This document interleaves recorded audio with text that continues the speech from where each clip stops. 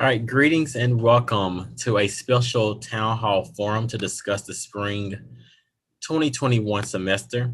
Tonight, we will cover information regarding residence life as well as health services. We will also have the opportunity to hear from university personnel who provides leadership to those areas. I am Frank D. Dorsey II, Associate Director of Student Engagement in the Office of Student Leadership and Engagement, situated within the Division of Student Affairs. Tonight, I invite you to be present and engaging throughout the presentation. If you have any inquiry that cannot wait until the question and answer segment at the end of the presentation, please feel free to use the chat box, and one of the university leaders will present a way to delivering the response to you. Again, I thank you for your attendance, and we will now hear more information about the university-wide preparations from our Vice President of Student Affairs, Dr. Haywood. Thank you, Mr. Dorsey, and good evening to everyone. And thank you for taking a little bit of time out of your day to join us. Why don't we go ahead and get started, Mr. Dorsey? So we want to talk to all of you about some of the university preparations that we have made that impact the entire campus in reference to safety precautions. So a couple of things. When you arrive back to us in January, all of you will be provided with a safety kit. In that kit, there are 2 JCSU cloth masks. You'll get a bottle of hand sanitizer. There will be a door opener tool that we hope that you will attach to your keys that can be used to open some of our doors here on campus. You will also receive a digital thermometer, and that will allow you to take your temperature in your room, and we'll talk a little bit about that in just a moment, as well as an awareness card that reminds you that we are all about washing your hands, wearing your mask, and waiting the 6-foot distance. So each morning when you get ready to get up and perhaps go to class or go to the caf, you will have to go through a daily pre-screening requirement. This is non-negotiable. What we have around campus, sprinkled about in our residence halls, in our Boyd Gymnasium, and in the James B. Duke Library, are these machines that you will first complete an app on your phone, the Sensor RX, and you will answer some very simple questions. Are you feeling well? Do you have any of these symptoms? At that point, that app will give you a light, either a red light, a yellow light, or a green light. The green light means that you may proceed to one of the Go Safe One Screen systems. Again, you will see around campus these machines, either that are tabletop or on a stand, where you will stand in front of it. It will take your temperature, sort of read your facial recognition, and then it will issue you, hopefully, a green light. When that happens and it says that you're within the temperature range, you'll get a wristband, and you can see mine today is white and it has Monday on it. There will be a different color wristband every day with a different marking on it. So I would know if you have on a blue band, but today is a white band, I would direct you over to one of the temperature checkpoint stations to get the right colored band. The other thing that you will be asked to participate in is an online COVID-19 safety course. And I know Dr. Dean is going to come and talk to you all a little bit about some of our additional expectations, and he can go into depth in explaining to you what this course will look like and our campus community compact. The other thing I want to point out, and all of this is in our written guide that you received on last week. And if you did not get it, if you would just drop something in the chat and we'll make sure you get it. You will have to download these apps to your smartphones. Again, the Sensor RX link is in that guide, as well as the Navica mobile app. And Ms. Jones, when she talks a little bit about the testing, will explain what that app is for. But that app is going to be key to keep all of us, not only our students, but faculty and staff, safe on campus when we do the initial testing when you return in January, and when we continue with surveillance testing throughout the entire semester.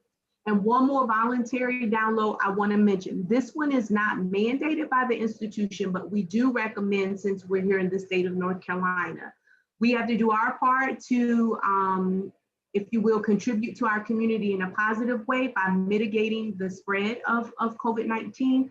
So the state has developed an app that allows you, it speaks to your phone and it speaks to other people's phones who's around you, just in case you may have been exposed to someone. So again, it's a voluntary download. If you're at home and you have a little bit of time, you might want to go and just sort of research and see what it's all about. And I see some of you are posting in the chat. We'll make sure that we get the document to you all. You can go ahead and proceed, Mr. Dorsey. And that picture is just some of the what those screenings look like. I'll turn it over to Ms. Jones, who will talk to you a little bit about health services and campus testing. Good evening, everyone. I'm Marion Jones, Director of Student Health Services. I'm just going to talk to you a few minutes about the testing procedures and our hours of operation. The health center is open Monday through Friday, 8 a.m. to 6 p.m. and our providers are there Monday through Thursday, 11:30 a.m. to 1:30 p.m. and on Fridays from 12:30 p.m. to 1:30 p.m. Next slide, please. First, when you come back to campus, you'll be, everyone will be tested for COVID-19. The health center is partnered with Atrium Health to provide rapid testing during MoveIn. Our tests are, we're using the Abbott Binax Now test, which was provided to us by the U.S. Department of Health and Human Services. And this is no charge to you. And it's a nasal swab, and it takes 15 minutes response time. And it's a real-time results through the Navica mobile app. That's the app that Dr. Haywood mentioned to you about, downloaded on your phone, and that will enable you to get your results through your phone, whether it's positive or negative. That will be real time. And also the testing would take place in Elon homes. If you're negative, your negative results, you will receive a card, a clearance letter with the nurse's signature, and a wristband that Dr. Haywood talked about earlier. And then you can move into your resident hall. If it's a positive results and you live within 200-mile radius, you will be returned home. If you live outside 200-mile radius, you will move into isolation, and there will be some exceptions that may be reviewed. And also, we are recommending that you have your annual flu shot. Next slide, please.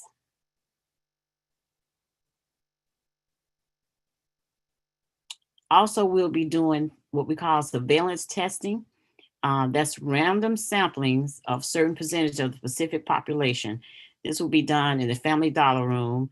We'll probably do 100 tests per week using the same tests. And this is going to help us to identify potential clusters. And we're going to take samples of the faculty, staff, and students. And this is going to be administered by the health center, also with the help of Atrium. That's going to help us with the testing. And this will be, we will also do contact tracing as well. So all this is partnering with Atrium to help us with our exposure management program. Next slide.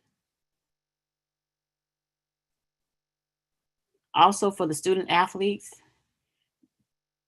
the athletes will also be included into our routine surveillance testing. We'll continue to work with Atrium to determine the effective testing schedule that is informed by the NCAA and CIAA. So it'll be a maximum of minimum of 2 times a week that would be tested, and a minimum of 3 times a week, depending on the competition. And you can hear more about that for us in the athletic department. Next slide. We're talking about quarantine. Quarantine is to keep someone who might have been exposed to COVID-19 away from others. Quarantine is, you'll be quarantined is assigned in your residence hall room. There will be communal and semi-private restrooms. You can leave the room to get fresh air, but must social distance and have on a mask. And that's a must. You must have on a mask and stay social distance. And we encourage you to wipe down and clean your surfaces that are touched often. We also will provide a daily telehealth visit by the health center. And also we have a new telehealth system called Smithite Care that I'm sure you probably heard about, that you can register for now. And you can just log on to smithite.care and register, and you'll have access to healthcare and mental health 24/7, 7 days a week.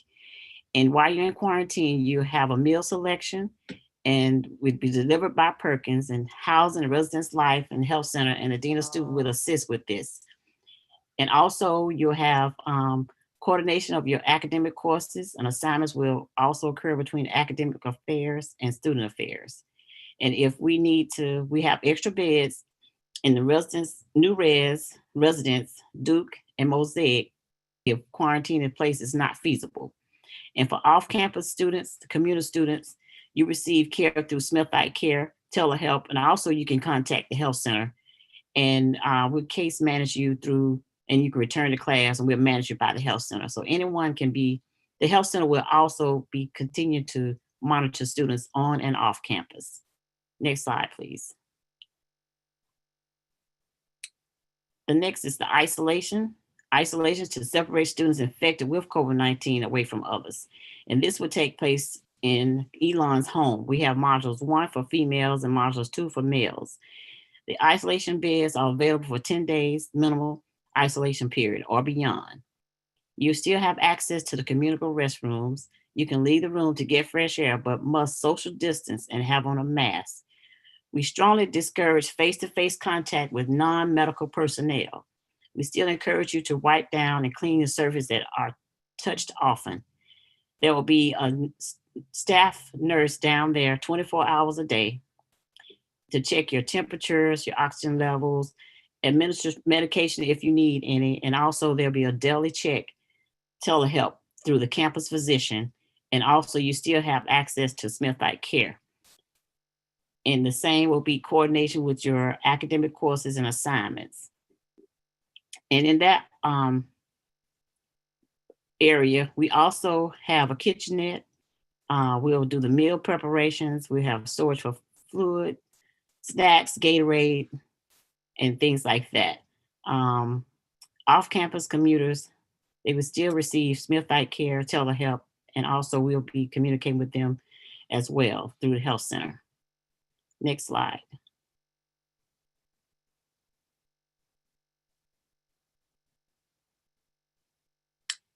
Students still will be able to come to the health center.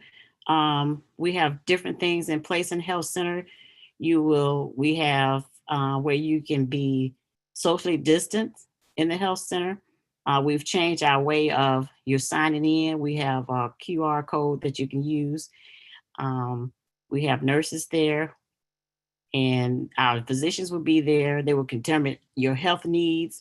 If they decide that you need a COVID-19 test, they will order that and any other medical services. We'll do follow-up appointments, clearance to return to class, and facilitate any special accommodations if needed. I'll turn it over to Mr. McPherson.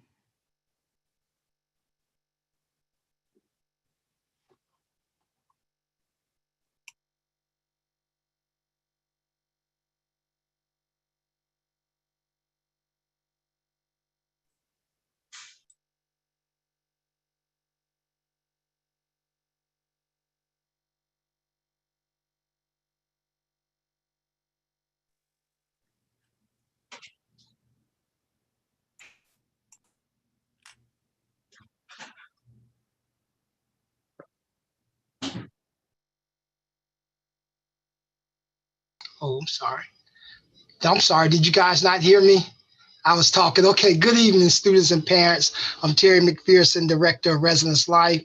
I also have on the line with me Ashley Smith, who's the Housing Coordinator for the Office of Residence Life as well.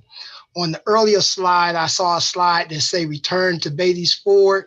You're going to now see, especially your returning students, that Beatty's Ford Road looks a lot different than when you left it. And there's some exciting things that's happening in the West Corridor that's going to link Charlotte and Johnson C. Smith to Uptown Charlotte. All right, next slide.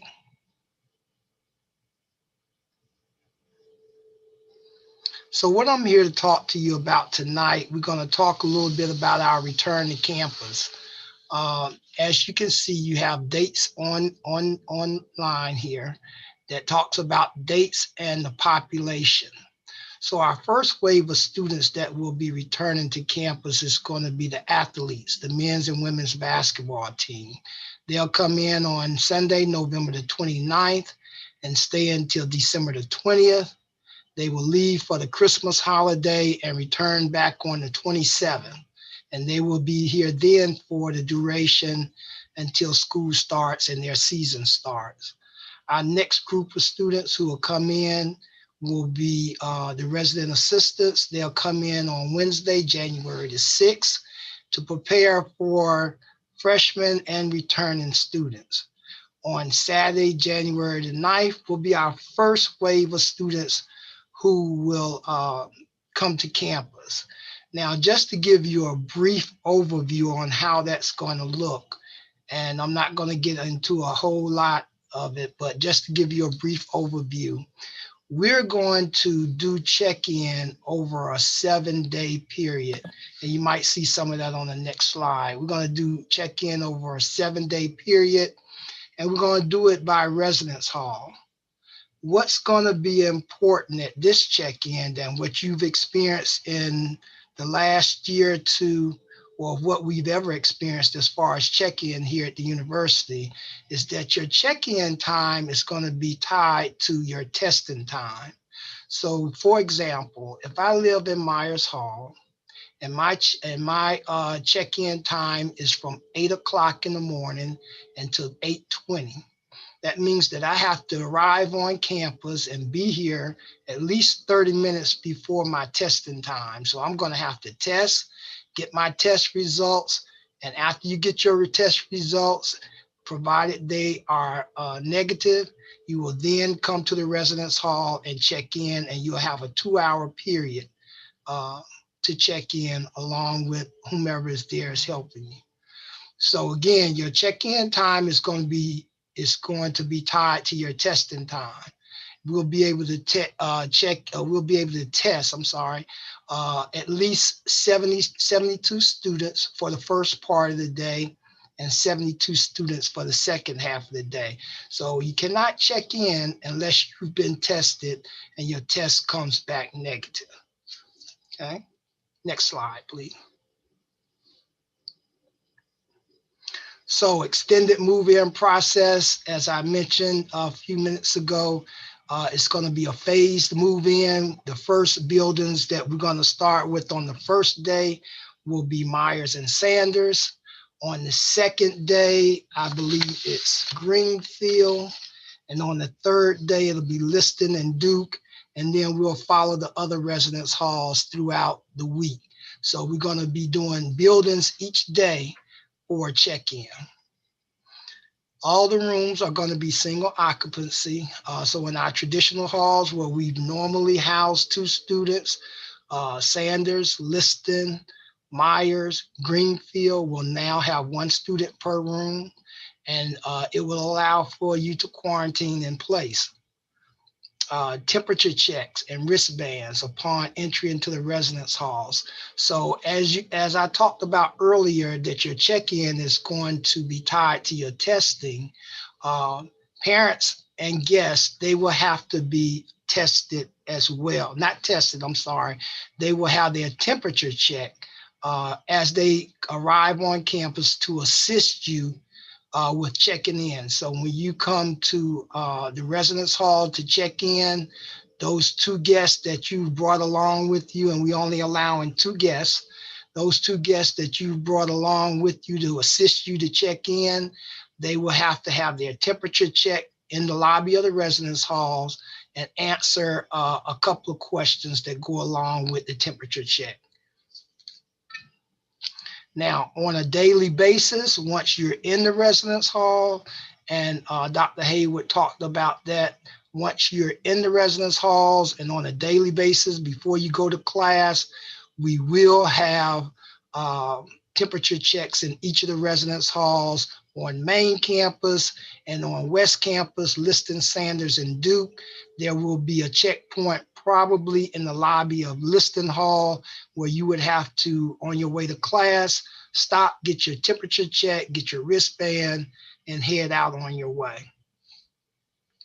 We will continue with our cleaning services daily in the residence halls and hourly and even on the weekends. The residence hall staff, along with resident assistants, will be doing room inspections weekly, bi-weekly. And so I just want to say, for those of you that's not accustomed to keeping your rooms clean, that's going to be a challenge for you. We're going to set some expectations as far as keeping your spaces clean, your suites, your bathrooms. We're going to expect that when you go to the restroom, either in your suite or in your room, that you wipe down your surfaces, that you have some of your own cleaning products, and wipe off your doorknob and wipe off your surfaces in your room as well. One of the things that we talked about is that because of quarantine and because of isolation, the university will be providing you with a duffel bag. And in the event that you have to go to quarantine, we want you to keep a duffel bag in your room packed with enough items in there for a 10-day period: clothing, hygiene, bedding essentials, if you have to move to isolation. So you should always keep that bag in your room and have it packed in the event that's the case. There'll be no guest visitation in the residence halls from room to room, and the residence hall staff will talk more about that through our Zoom meetings. We are going to set an expectation. Being successful on campus is all going to be tied to behavior and, just making sure you're safe, just like you're doing at home right now. And so, I hope that you're practicing now, being safe throughout the day, to make sure that you're not catching COVID or giving it to any of your family members. Therefore, we're going to expect the same thing once you arrive on campus. Ashley, did I miss anything? Is it anything that you think we needed to add?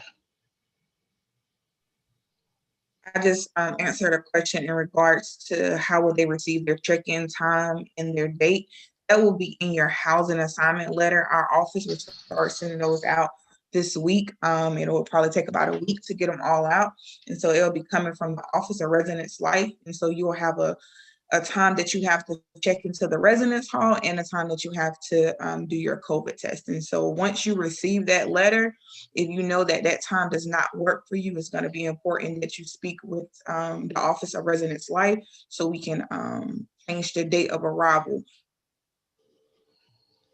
And I can't emphasize that enough. So if your check-in time is at 9 o'clock, I would make sure that I'm in Charlotte on the day that my check-in time is scheduled, at least an hour before my testing time. So if my test is at 9 o'clock, I'm going to be there in Charlotte at 8 o'clock waiting on my testing. Once I'm tested, then I'll check in the residence halls, and I have 2 hours to check in as well.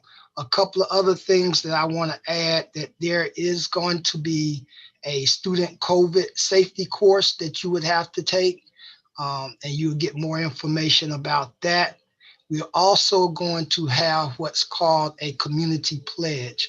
We're going to ask that you take that pledge and that you abide by that pledge, telling the entire university that you're going to practice the 3 W's while here on campus. All right, and I'll entertain questions as we move along. Thank you, Mr. Dorsey.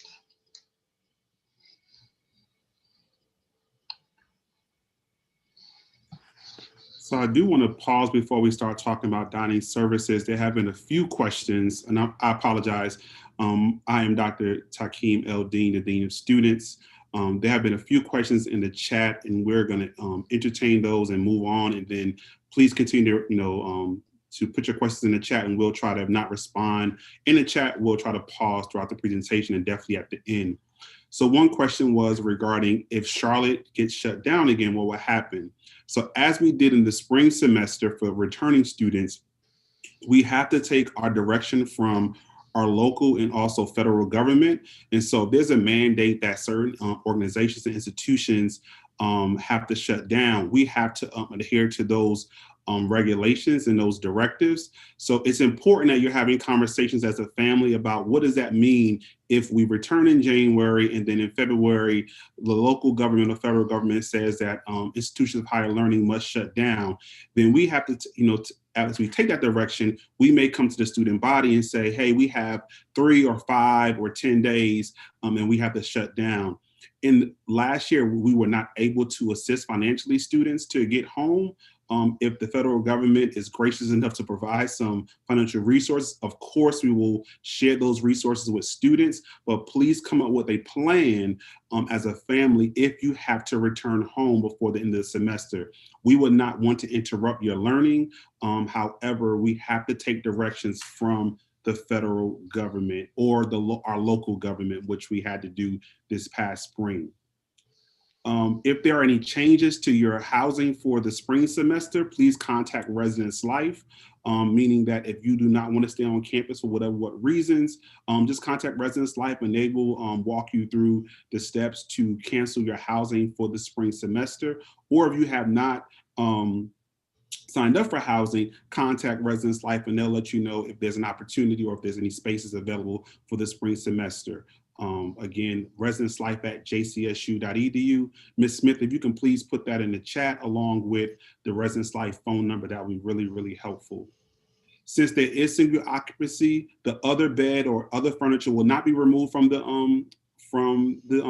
room. So you will have 2 beds. We ask that you do not put the beds together to have a full-size bed, though it may be tempting. We ask that you leave the furniture where it is, but you'll have an ample enough closet space and desk space. But we're asking that you are a minimalist when you, as you're packing for campus. And Mr. McPherson and Ms. Smith are working on a suggested list of items to bring to campus. Again, we have to think differently than we've had in the past. We can't bring a lot of stuff because what we saw last spring was that students could not get all of those things home when we had to evacuate campus. So please think minimal when you're packing. And again, we're going to send you a list of suggested things to bring. That information regarding room assignments will be mailed out in the coming weeks. I know Residence Life this morning talked about how they're finalizing those assignments. And so just bear with them for a few more weeks and they'll have those assignments out to all students. That will have your check-in time, your assignment, and your check-in date. And as Ms. McPherson said, please adhere to that check-in date and time. Is very, very important, because if you miss your check-in time, potentially you'll either have to wait to the end of the day or you might have to come back another day depending on where we are with testing. So it's really, really important. It's not just us in the check-in process. We are working with our healthcare provider, Atrium Health, as they are providing the testing for us in January. So please adhere to that check-in date and time.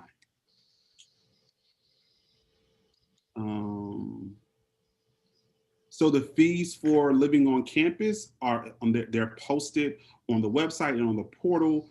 Depending on which residence hall you live in, there might be different prices and which meal plan you chose. So please, check the portal, check your cost and fee statement, because there might be your charges for the spring 2021 semester might be posted already as it relates to living on campus as well as housing.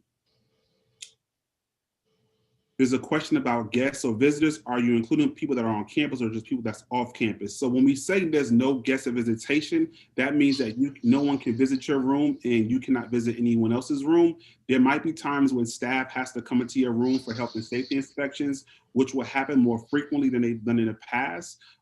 However, no one should just be coming to your room to hang out. You should not be congregating in large groups in the residence halls. There'll be times to engage. As the Office of Student Leadership and Engagement and Residence Life are working on programming opportunities for you to engage with your peers, but there'll be no visiting of rooms. As Mr. McPherson said earlier, we have to mitigate the spread of the virus, and we have a responsibility as members of this community, faculty, staff, and students to do those things. I think about, even at work in our offices, we're not visiting offices. Sometimes we might want to visit each other and have a cup of coffee or have a conversation, but that's not happening. You will not see faculty and staff visiting each other's offices. You'll see our doors closed when we're in our offices, and we're expecting the same from students when you're in your physical living space.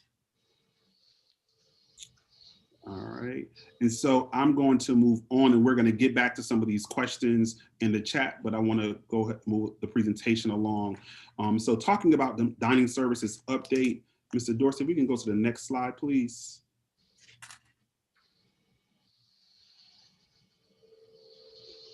And so just want to, reiterate some things I mentioned last week. And for those who were not on the call, that's okay.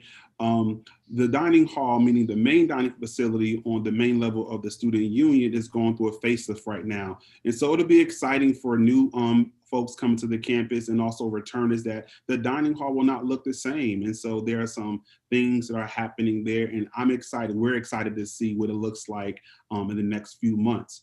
There'll be designated doors for entering and exiting, and we're asking that you adhere to that. And that's to help with social distancing in the dining spaces. There'll be signage and also directional signs if you're going to Lorraine's, if you're doing the to-go kiosk, or if you are going downstairs to the bullpen and having your meal in that space. And I'll talk about what's happening down there in a second. So our food service provider, which is Perkins Food Management, they're adhering to the same, if not even more, procedures as it relates to health and safety. And so they'll be 6 feet apart in food service station areas in the dining hall. They're wearing PPE as well as washing their hands and sanitize their hands frequently, and you'll see that happening. They're going through their own temperature screening, as well as the university's mandated temperature screening. And if they have a temperature of 100.4 or higher, they will not be at work that day. They'll go home. There'll be physical barriers at the checkout or payment stations throughout all of our dining facilities, including Kokomo's. Sanitizing, disinfecting, and cleaning will happen every 30 minutes in all dining facilities, and there'll be some routine and cleaning of doors and other high contact surfaces. What you'll see in the bullpen, as well as what you'll see in the main dining hall, is that we're reducing the capacity for individuals to sit down and eat. So it won't be as many tables and chairs in those spaces to help with social distancing. And the tables that will be in those spaces will be 6 feet apart. So during meal times, there'll be disposable plates, cups, and cutlery. So we won't have our regular silverware and cups throughout the main dining hall. There'll be no self-serving, no buffet style eating. Everything will be served by a staff member who works for Perkins Food Management. There'll also be a beverage station that attendant. So that person will, get your beverages for you in the main dining hall. And we're also looking at the option of having bottled or canned beverages in the dining hall as well. We'll continue to have our grab and go options in Lorraine. So you will not be able to serve yourself. They will serve you. You can tell them what you want and then pay for it. We have the grab and go kiosk that will also be right outside the main dining hall. And of course, we have Kokomo's as an option. So one of the many exciting things, and we had a meeting earlier today, and it was confirmed that Pizza Hut is on its way. So by January 19th, Pizza Hut will replace what Burger King. I know you're sad that Burger King is leaving, but many of the returning students voted that we replace Burger King with Pizza Hut. And so we did get confirmation today that Pizza Hut will be up and running by January 18th. Red Mango will remain one of our vending options, as well as Kokomo's.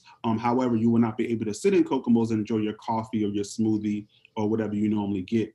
Something that the Office of Student Leadership and Engagement is working on. Many of you asked about food truck options for returning students. We'll be offering food trucks at least twice a month in the spring semester. So be on the lookout for the different type of food trucks that we have. If you have ideas of different food trucks in Charlotte, I'm sure Mr. Tate and Mr. Dorsey would welcome those ideas. And then lastly, we are looking to increase our picnic tables and outdoor seating so that folks can enjoy their meal on a nice day outside on our beautiful campus. So those are some of the updates regarding our student dining experience.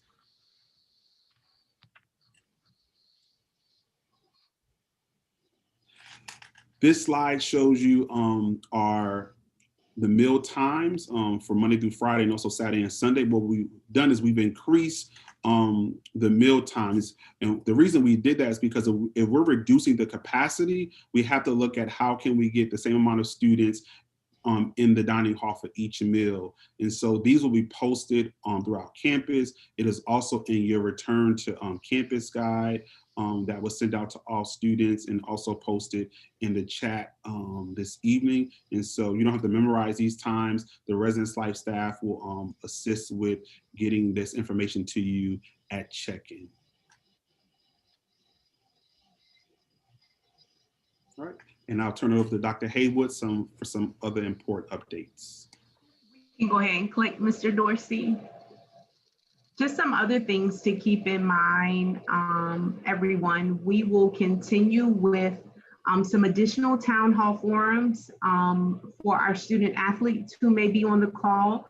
You may have received information from your coach, particularly if you play on our basketball teams. There will be another town hall forum for you on this coming Thursday at 6 p.m. And I noticed in the chat, we have a good number of academic related questions.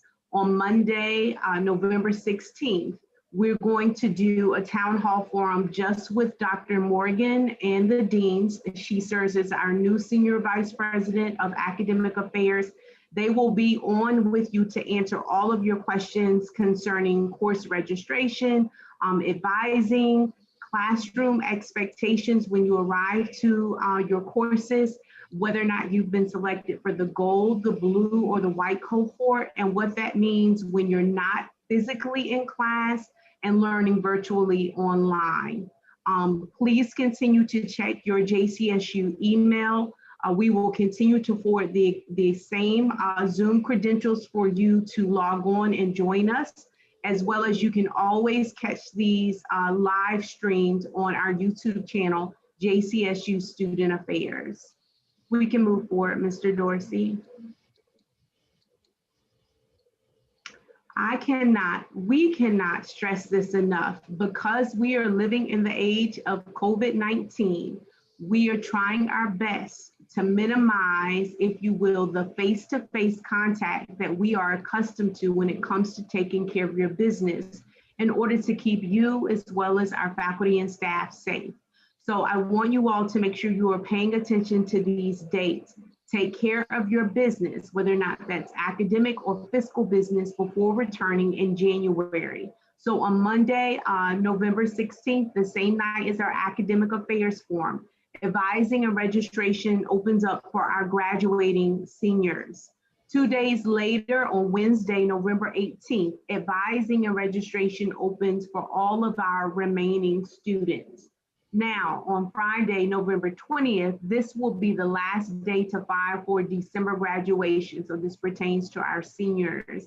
And then finally, on Monday, November 30th, this is when the financial clearance process begins for spring 2021. Not only is financial aid setting up virtual meetings with students, but so is business student accounts. So again, if you need to tidy up any of your last minute financial aid business, or you need to pay on your account, please reach out to these offices to secure a virtual appointment. Otherwise, information is updated in real time on the JCSU website. We can continue, Mr. Dorsey.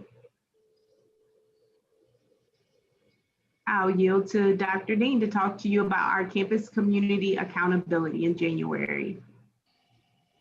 So before you return to campus, all of you will be enrolled on Canvas to the student COVID-19 safety course. This course will outline some important information regarding COVID-19 and how and why it's important that we help each other as members of the JCSU community to mitigate the spread of the virus on our campus, and even, when you go back home to visit your family and friends. This safety course will have 2 quizzes, and it will also have a community pledge. The 2 quizzes, you can take them as many times as you want.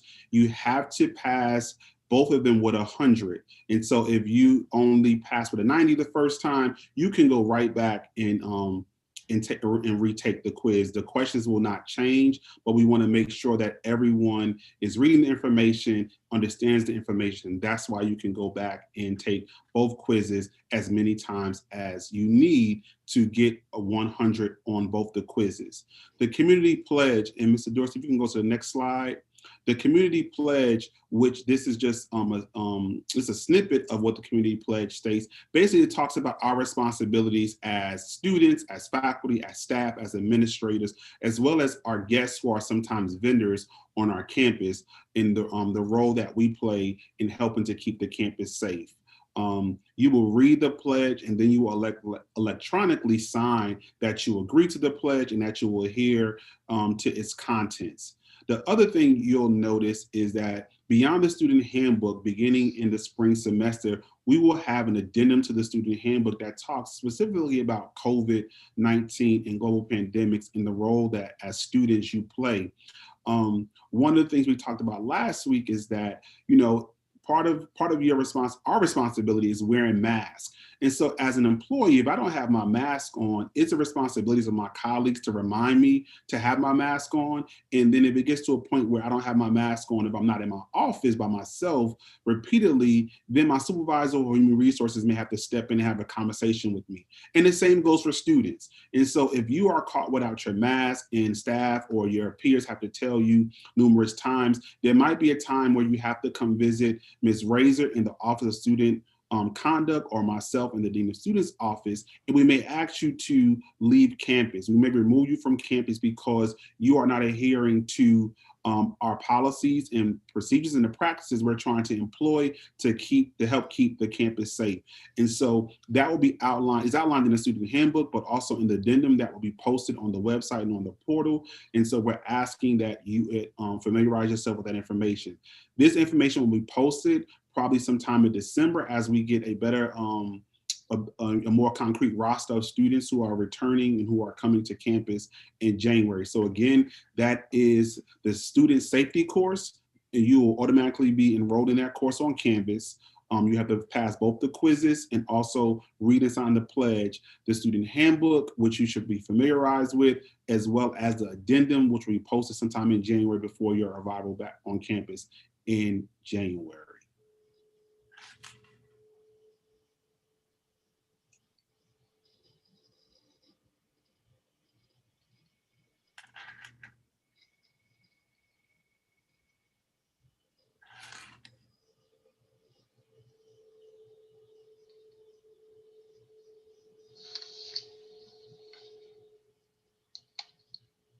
So to keep up with what's going on at the university, we definitely encourage you to watch and rewatch the videos that we're posting to JCSU Student Affairs on YouTube.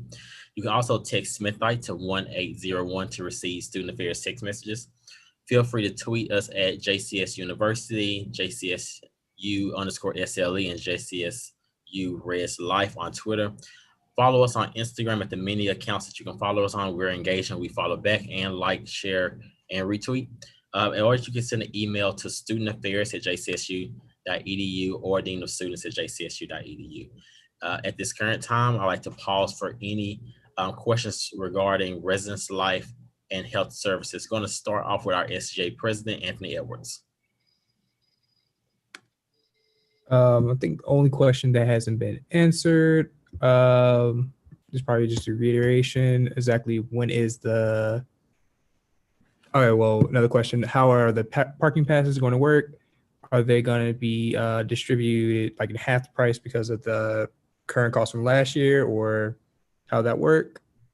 And will we require a pass to park on campus? So parking passes will be required to park on campus. And so for instance, those of us who are working on campus, we have to have our parking passes displayed in our cars. Regarding the price, that is a great question that, we're not perfect. And so we don't think of anything. So I appreciate President Edwards, that you brought that up, and that is a question we will have an answer for hopefully tomorrow, because I will be talking to Business and Finance about the parking passes and what the cost will be for students next year. For first-year students, if you, first-year students are not allowed to have cars on campus. However, if you have a specific need that's unique, you can email Dean of Students at jcsu.edu. I will review your request to have a car on campus, and then someone from our office will be in touch with you if it's approved or even if it's not approved. But the price for parking passes will, we will make sure that we include that in the FAQs, which is on the COVID-19 page on our website. And so we're hoping to have that answer in the next couple of days. All right. Thank you, President Edwards. Are there any other questions that have not been addressed from the chat?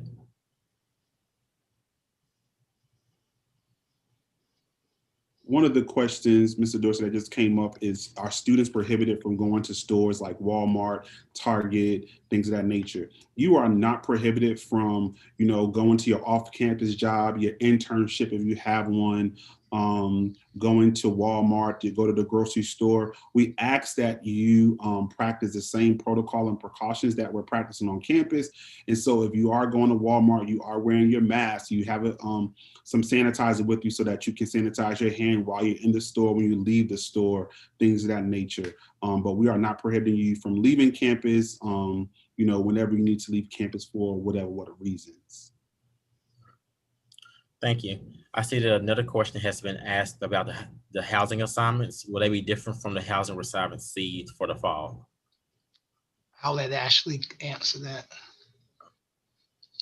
No, your housing assignment, if you received one in August before we decided that the university would not have on-campus living, it's the same assignment, but you will receive an updated housing assignment letter because we have to give you the date and the time that you'll be checking in. Now, if you have, if you just did your housing, when I open it back up on October the 19th or October the 26th, and yes, your assignment will be different, or it will be a new assignment. But like Mr. McPherson said and Dr. Dean said, those housing assignments will be coming out in the next couple of weeks.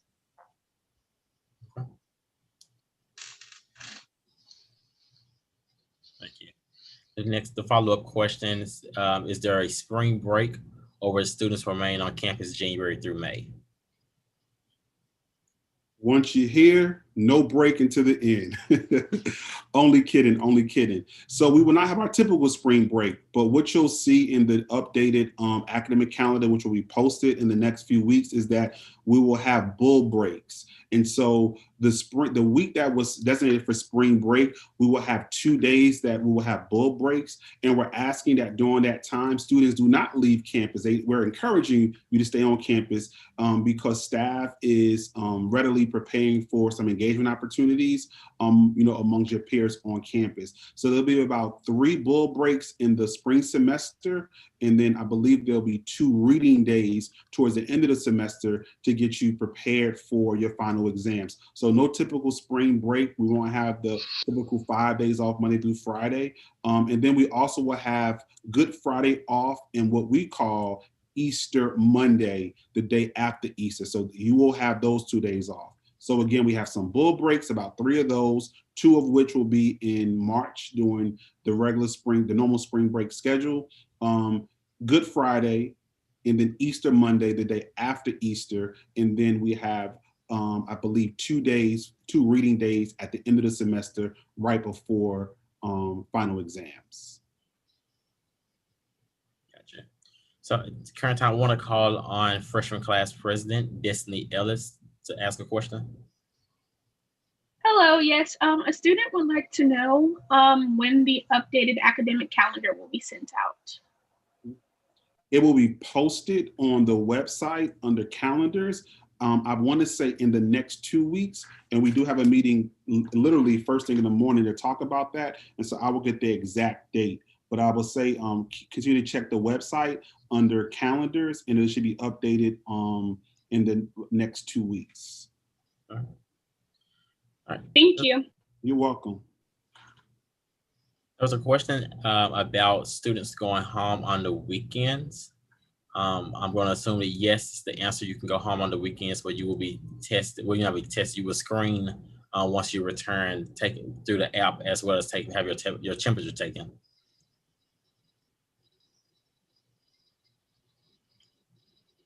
And the question regarding the FAFSA being covered for both semesters, yes, if you applied for the 2020-2021 academic school year, that's going to cover you through summer school. But in October, we started advertising that you can now start doing your application for the 2021-2022 school year. And the earlier you get that done, the better. So we can make sure your financial aid is packaged for the next academic school year. Are there any other, oh, and then there was a question about delivery of outside food to vendors. We will still allow DoorDash, Uber Eats, Postmates, and those different companies to deliver to campus. But of course, we would use social distancing practices as they make those food deliveries.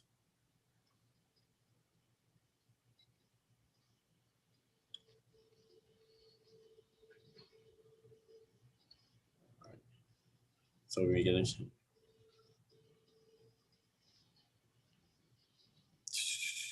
one question coming in. So do we have to get the COVID test at all when we come to campus, or is it only screening to see temperature?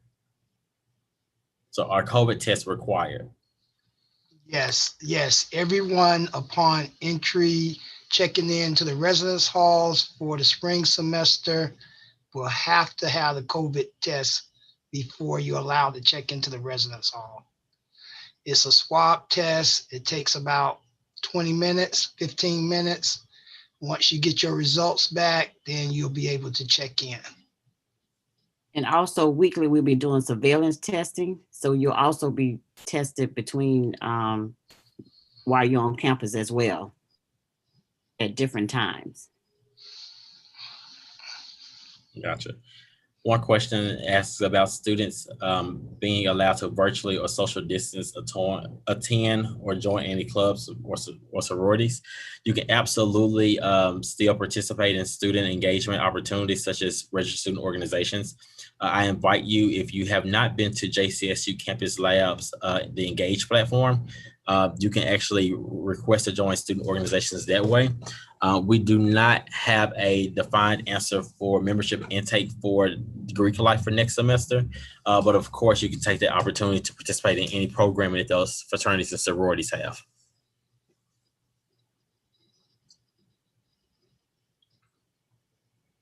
And then the junior class president, Nadia Marie Johnson, has requested that you all join them on Instagram and Twitter to engage with the class. Do you have a date for when housing application portals will reopen? Is there a date for when the housing application portals will be reopened? I believe that's from Jeffrey. Jeffrey and I spoke this morning. Actually, once we finish all the housing assignments that we are presently assigning, Jeffrey, yes, we're going to reopen the portal and we'll be able to get your application. On our call this morning, I asked you to make sure that you email Ms. Smith because we may already have your application. I don't have his application. I have his payment, but the question was when we're going to open it back up. We're hoping to open it back up next week. The issue is that we want to ensure once we open it back up that we have space for you. And so I don't want to open it back up and we don't have any space for you. So that's why we're making sure that we process all the applications that came in from October the 19th to October the 30th. Once we process all of those applications and we're almost done, that's when we can make a sound decision to open the portal back up. Thank you. And Nurse Jones, there's been a question that's been asked. Would you advise that we quarantine before coming to campus? You can quarantine. If you feel like you have some symptoms or anything like that, it's best that you do quarantine and probably get tested. But if you're having symptoms, I would advise that you don't come to campus to isolate yourself. But at the same time, once you do come to campus, you'll still be tested. So to see if you're positive or negative. Gotcha. Thank you. The questions are slowing down and the participant numbers are getting lower. If you have any questions, I invite you to just come on and voice it through your microphone, and we can knock it out that way.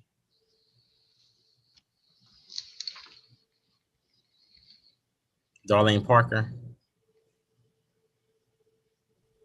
Will we be sent home if we test positive but don't have any symptoms? Yes, if you live within 200-mile radius. Okay.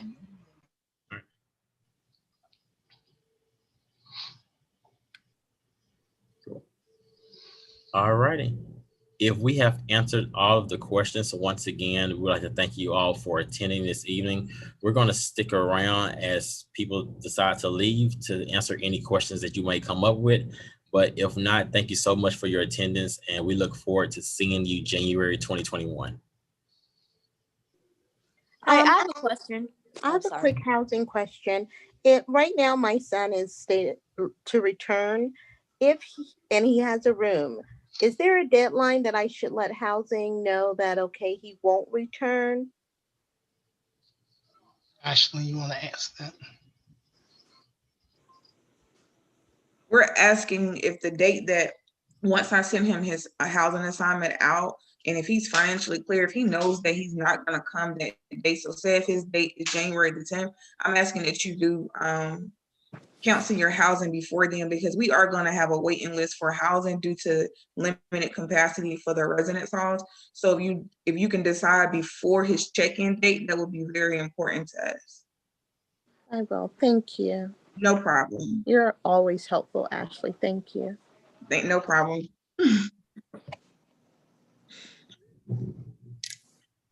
Is this Zoom meeting going to be saved? Like, am I going to be able to like go on YouTube or something and like look at it again if I need to? Absolutely. All of the town hall meetings are located on YouTube at JCSU Student Affairs, on the JCSU Student Affairs channel. Thank I you. have a question about masks and like the buildings. Like, say we're going to the shower, should we wear our mask like back and forth between the bathroom and in our room? Yes. We ask that anytime that you're in the residence hall and you're in the common areas, that you wearing your mask. If you're in your room by yourself, then feel free to take your mask off. But if you're in the hallway, if you're going through the lobby, you on your floor, any common areas that you wearing a mask.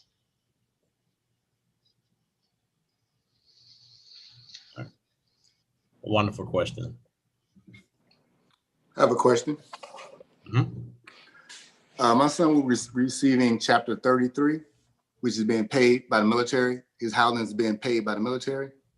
And if he doesn't get a on-campus room, will that money go toward the apartment that he has to stay off campus?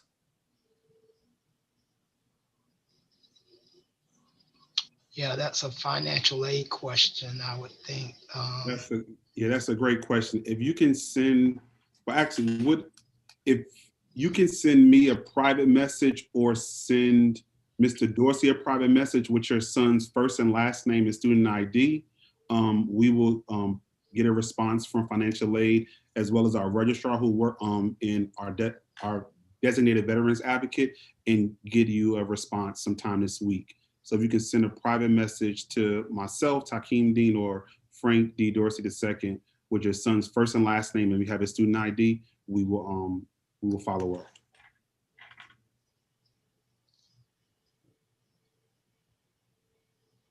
Thank you. Are there any other questions? Yes. For students who are not able to come to campus due to health reasons, who are we to contact? You will contact the Student Health Center. I'll put the Health Center email address. You will contact the Student Health Center, and we will look at your history, your medical form, your information from your doctor, and make a decision from that. Okay, thank you. Thank you. I have a question. Can you hear me? Mm-hmm. We can hear you. I put in an application and I paid my housing fee a long time ago. and I still don't have a room assignment. And I've been emailing Residence Life, and they said they have a room assignment for me, but it's still not on file. So who do I contact next? Spring 2021, you can call my office. If someone in my office has confirmed that you have a housing assignment, it's because it's not going to show because we're still in the fall semester. Once we go to spring, it'll show your spring assignment. If you call my office. Yeah, if you call the office tomorrow, someone will be here in the office to assist you. And we'll get your information and just check to see if you've been assigned a room. Okay, thank you. We put the contact information in the chat. It's 704-378-1099. Just give us a call in the morning and we can check to see if we received your assignment. Have you paid your fees? Yes, I have. Okay. And so it's just a matter of us checking to see if we have your application. Is this Deanna Thomas that's speaking to us right now? Deanna, yes. Yep, you have been assigned. Call my office in the morning and I'll be able to give you an assignment. Okay, thank you. Thank you so much. There's a question in the chat that says, if you're asked to leave the campus due to being testing positive for COVID-19, will you be able or allowed to return to campus once receiving a negative test?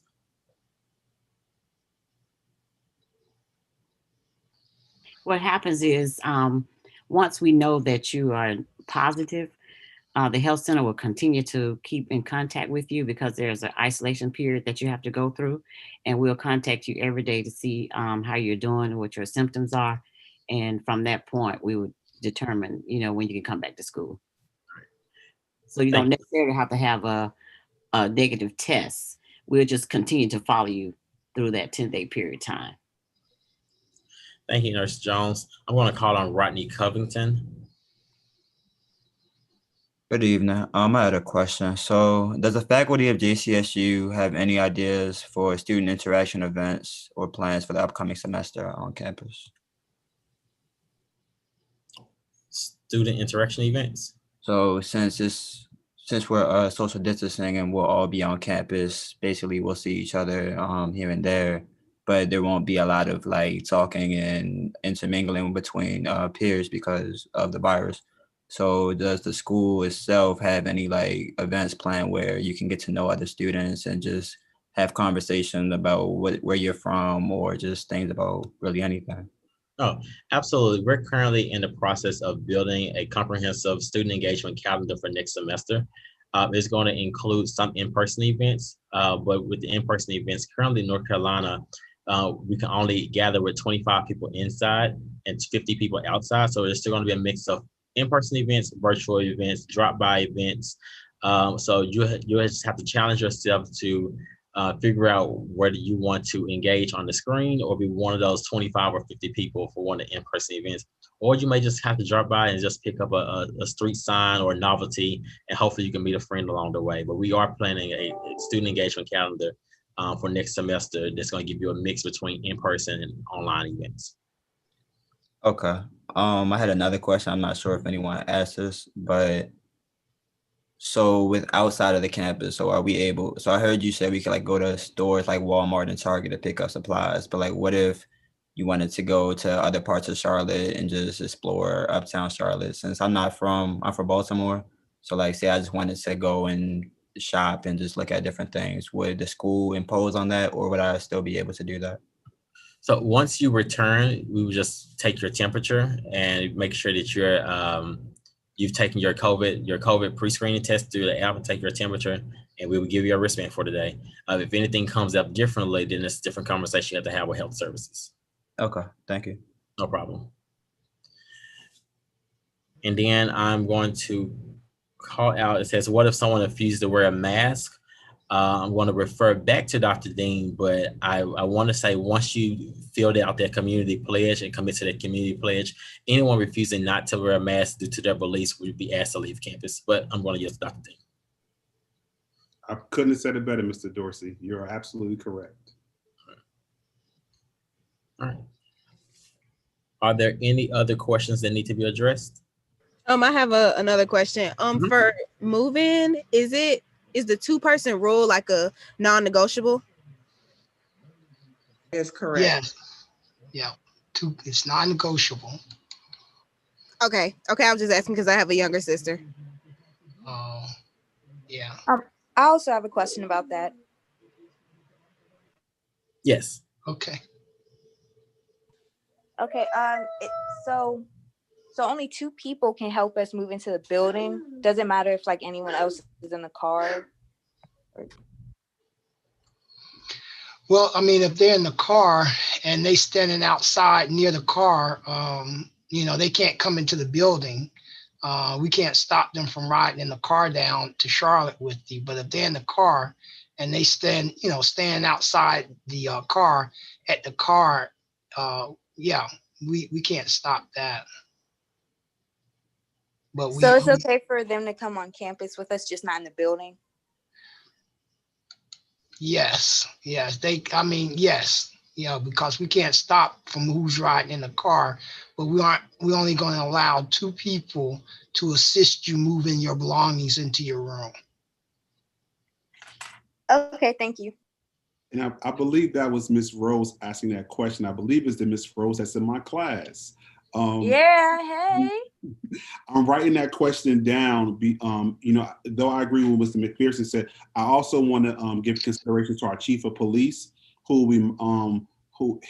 Chief Cherry, his staff will be monitoring the vehicle traffic on campus that day.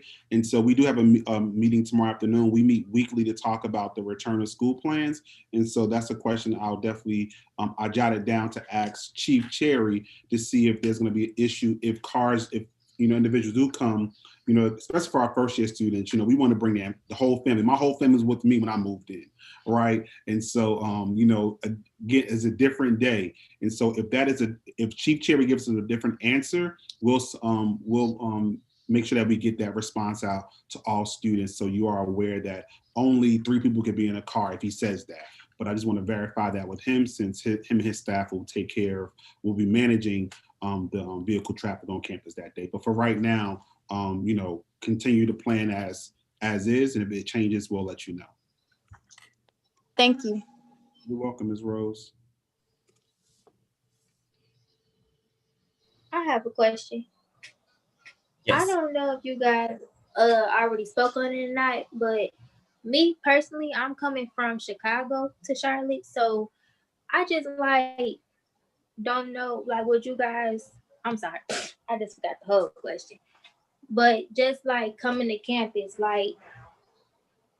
would you guys have an exception for the people who are coming that far to stay on campus if it's an option, so it won't be so much back and forth when y'all tell us to come back if the campus do get shut down?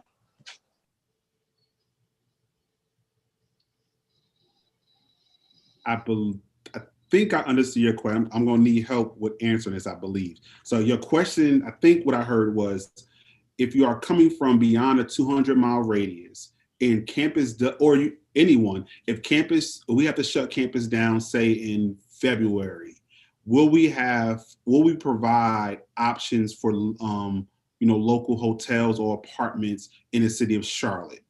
Is that your question? Yeah, pretty much. You said pretty much. I want you to ask the question again, because I want to make sure I answer it correctly, or we answer it correctly. Yes. So that is your question? Yes. Okay.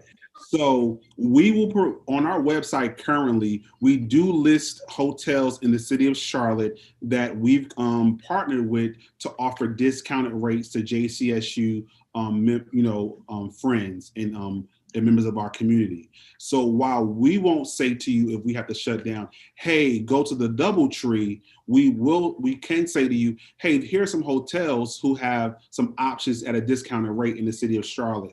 Residence Life usually works along with other apartment complexes in the city where they may be looking for students to move in to independent apartment living. And so they get that, as they send it in. It's not something we seek, And so those apartment units send it to us. So if we have stuff on file or we have information that we received, we will definitely share it with students, especially if we have to unfortunately shut down. But we won't say, hey, we're shut down, you can go to the Holiday Inn. They are going to now allow JCSU students to stay there temporarily. So that's why it's important. We can prepare better this year. Last year was a surprise to all of us. We just had to simply just say, you have to leave and go wherever home is, unfortunately. This year, we can now say, come up with a plan. So that's why it's important, we invite parents and families to be a part of the conversation, because we want you to have those conversations with your family and plan for the unexpected, because we don't know, the way the virus is going. We don't know the science of this. We are seeing an uptick in the city of Charlotte or the Charlotte-Mecklenburg area. You might be seeing it at home. We don't know when that's going to go, plateau or even decrease. We're hoping really, really soon. So definitely plan for the unexpected as you return to campus in January. All right, thank you. Thank you. Really, really great questions so far this evening. Definitely want to make sure that we're giving anyone an opportunity to speak who has not spoken already. Are there any other questions that we need to address?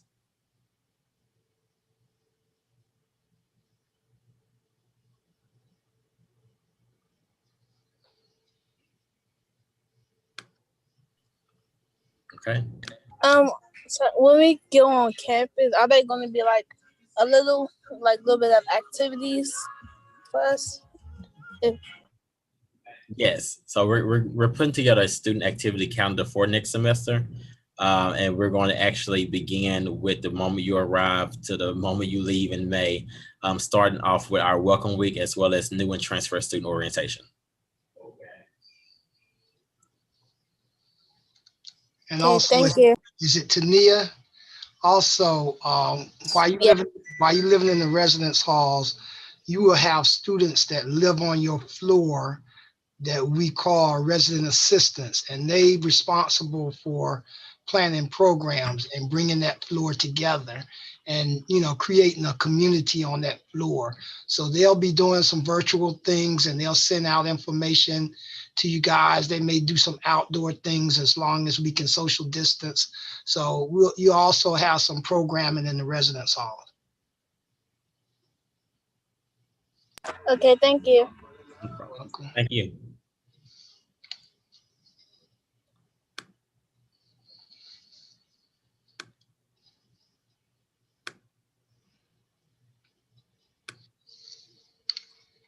Not seeing anything in the chat.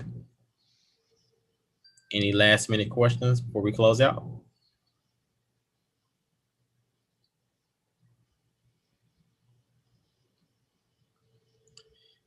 If there are none, once again, thank you so much for joining us. I'm going to go back to the slide and